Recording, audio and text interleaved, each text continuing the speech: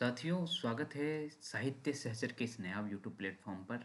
हिंदी साहित्य में हम 80 में से कम 75 कैसे लाएं, इस विषय में बात करेंगे।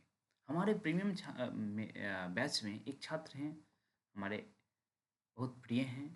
उनका 76 अंक टीआरई 3 में बना था। तो आप समझिए कि हिंदी में अकेले 76 उनका बना था, तो कैसे पढ़े होंगे, तो आप समझ सकते हैं। और उन्हीं अनुभवों का आधार बना करके हम यहाँ देखेंगे कि 75 प्लस अंक स्कोर कर सकते हैं हिंदी में, उसी को देखते हैं। ओके। श्रुति पांडे की पुस्तक आपके पास होनी ही चाहिए, जो गोविंद पांडे नाम से भी आप लोग सुने होंगे। ठीक है, गोविंद पांडे दोनों एक ही पति पत्नी हैं। हाँ, कह लें तो भैया भाभी हैं। ठीक, तो इसको आप जरूर देखेंगे। एक चीज हो गया। दूसरा, हमारे पास एक व्याकरण होनी चाहिए, और व्याकरण के लिए मैं सजेस्ट करता हूँ, हाँ, वासुदेव नंदन वाली जो पुस्तक है, वो आधुनिक हिंदी व्याकरण और रचना नाम से है ना, उनकी पुस्तक। ठीक है, वासुदेव नंदन। ठीक है, आपके पास होनी चाहिए। उनका नाम है आधुनिक हिंदी व्याकरण और रचना। ठीक है, आधुनिक हिंदी व्याकरण और रचना। ठीक है, तो ये किताब आपके पास होनी चाहिए। ठीक, दो बातें हो गई, श्रुति पांडे और वासुदेव नंदन। पढ़ तो आप लेंगे कहीं से भी, लेकिन प्रैक्टिस भी तो जरूरी है। उसके लिए हमें बहुत करने की जरूरत नहीं है। हमें सिर्फ और सिर्फ यूथ कंपटीशन वाली किताब ले लेनी है, उससे हमारी प्रैक्टिस हो जाएगी 100%। ठीक है, यूथ कंपटीशन जिसमें अभी 13,000 क्वेश्चन है, वो जरूर लीजिएगा। खास करके उसका फोकस टीजीटी पीजीटी, हाँ, इस तरह के एग्जाम्स पे है। तो वहाँ आपके पास होना चाहिए लगभग पीला कलर का, पीला नहीं कह सकते, नारंगी कलर का कवर है, वो देख लीजिएगा। ओके, इससे आपका काम हो जाएगा। ओके, और दूसरी बात ये है कि आप सुरती पांडे कैसे पढ़ेंगे। सुरती पांडे पढ़ने के लिए मैं, एक्चुअली उनमें बहुत सारा फैक्ट है। पहली बात तो आप एलिमिनेट करना सीख लीजिए कि ये फैक्ट नहीं आएगा। ठीक है, वो एलिमिनेट हो जाएगा। वो कैसे होगा, तो आप क्वेश्चंस पीवाईक्यू देखिए। ठीक है, उससे आपको पता चल जाएगा कि टीजीटी पीजीटी में किस तरह से प्रश्न पूछे जाते हैं। पीवाईक्यू के लिए मैंने अब यूथ कंपटीशन को बता दिए, वहाँ से आप छांटना शुरू कर दीजिए।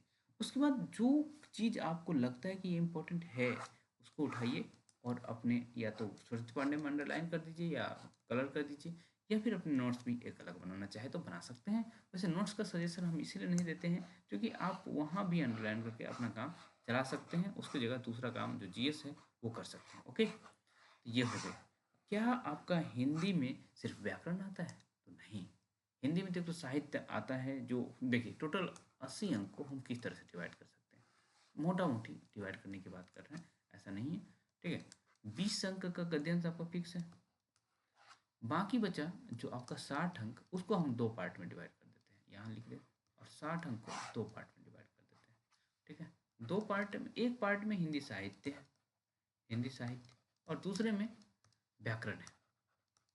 और ये मान के चलिए कि दोनों का वेटेज सेम है, तो कितना कितना हुआ, 30 और 30 का। ठीक है, कभी कभी व्याकरण का थोड़ा सा अधिक हो जाता है, कभी कभी साहित्य का अधिक हो जाता है, लेकिन 30-30 मान के चलते हैं, मतलब बराबर वेटेज का मानते हैं। ठीक है, तो ये सारी चीज़ें हम आपको बता रखे हैं कहाँ से करना है। ओके, और प्रैक्टिस भी कैसे करना है वो भी बता रखे हैं। तो गद्यांश की प्रैक्टिस कहाँ कैसे करें ये तो बताए नहीं आप। तो इसकी प्रैक्टिस आप कहाँ से कर सकते हैं। एक तो बीपीएससी टीआरई का 9 पेपर हो चुका है, हिंदी साहित्य का 9 पेपर हो चुका है, एक तो वहाँ से आप कर सकते हैं। ठीक है, 9 पेपर हुआ है तो आपके पास 9 दूनी 18 गद्यांश तो वहीं से है वो। ओके, उसके बाद आप नेट जेआरएफ में पूछे जाने वाले गद्यांश भी ले सकते हैं। और दूसरी बात, सबसे बेस्ट प्रैक्टिस ये है कि आप एनसीईआरटी नहीं, एससीईआरटी की पुस्तक को, हिंदी साहित्य की पुस्तक को पढ़ना शुरू कर दीजिए। एससीईआरटी के हिंदी साहित्य की पुस्तक को पढ़ना शुरू कर दीजिए। बहुत सारे प्रश्न यहाँ से बनते हैं।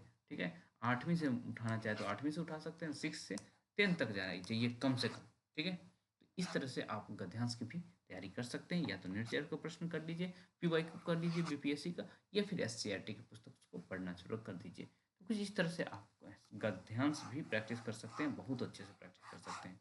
ओके, एससीईआरटी मतलब बिहार बोर्ड की किताब है। तो ये रहा हमारे हिंदी का सफ़र। बहुत अधिक करने की जरूरत नहीं है, लेकिन हिंदी में बहुत सारा फैक्ट्स है, इस वजह से आपको ट्रिक की जरूरत पड़ती है। हमारे जो प्रीमियम बच्चे हैं उनको सब कुछ याद है। सब कुछ कैसे याद है, क्योंकि उनकी क्लास पर डे कम से कम 1 घंटा तो हम लेते ही लेते हैं हिंदी साहित्य के लिए, उसमें जीएस भी पढ़ाते हैं 1 घंटा। हाँ, तो वो उनका एक एक जो 2 घंटा होता है इतना प्रीमियम हो जाता है कि उनको सब कुछ याद रहता है, उसी दिन नहीं, उसके पीछे का भी उस दिन पूछ लिया जाए करंट डे में तो भी याद रहता है। तो हम समय दे रहे हैं, अच्छे से समय दे रहे हैं, खूब मेहनत कर रहे हैं बच्चों के पीछे।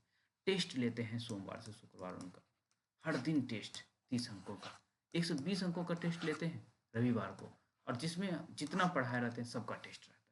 तो आप भी इस तरह से जुड़ना चाहते हैं तो 31 जनवरी तक हमसे जुड़ सकते हैं। हाँ, 31 जनवरी तक हमने फी रखा है मात्र और मात्र कितना, तो 1100।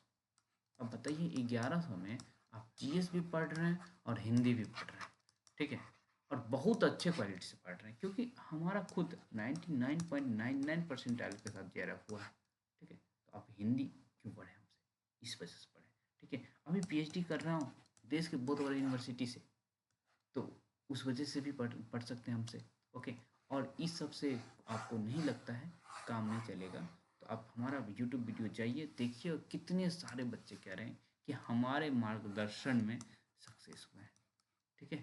आप देख लीजिए जाके, कमेंट बॉक्स फुल मिलेगा, टीआरई 2.0 के समय में भी और टीआरई 3.0 के समय में भी, ओके। ये बातें हो गई। आपको कहाँ मिलेगा, तो एप्लीकेशन हमारा है, उस पर आप हमारा बैच देख सकते हैं। 1 मिनट, जीएस हमसे क्यों पढ़े, जीएस में आता क्या है, सोशल साइंस आता है, आधुनिक भारत आता है, ओके। सोशल साइंस में आपका आधुनिक भारत का इतिहास तो आता ही है, भारत का भूगोल भी आता है, ठीक है, साइंस भी आता है और मैथ्स भी आता है, ओके। ये सारी चीज़ें आती हैं। उसके बाद करंट अफेयर आता है, ये रहता है ना, सब 5 सेक्शन, 8 × 5 40 अंक, 5 सेक्शन है। तो भारत का भूगोल कहाँ से पढ़ना है या आधुनिक भारत का इतिहास कहाँ से पढ़ना है, एक वीडियो में मैं बता रखा हूँ। और मुझसे क्यों पढ़ें, क्योंकि मेरे पास मैथ्स और साइंस का हाई लेवल का एक्सपीरियंस है, इतना एक्सपीरियंस है कि अमेरिकन स्टूडेंट्स, हाँ, हमें 1 मिनट के लिए भी $1 देने के लिए तैयार होते हैं।